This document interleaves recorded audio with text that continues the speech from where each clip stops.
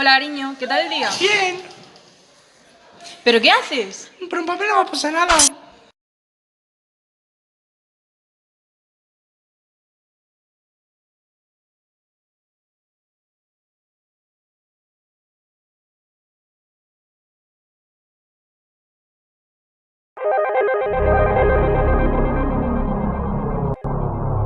Hola, señor. Señor, ¿dónde estoy? Estás en el año 2082. ¿Y qué hago aquí? Solo tú puedes remediarlo. ¿Cómo? Tengo que reciclar.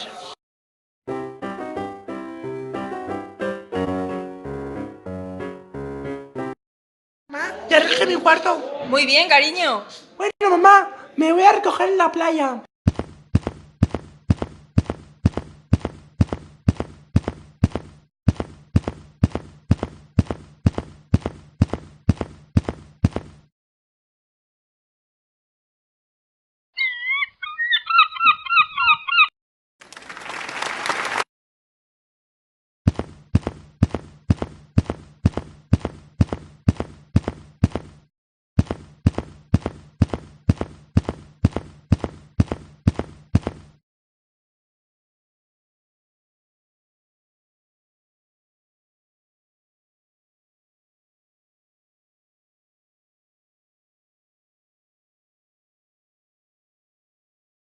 ¡Recicla!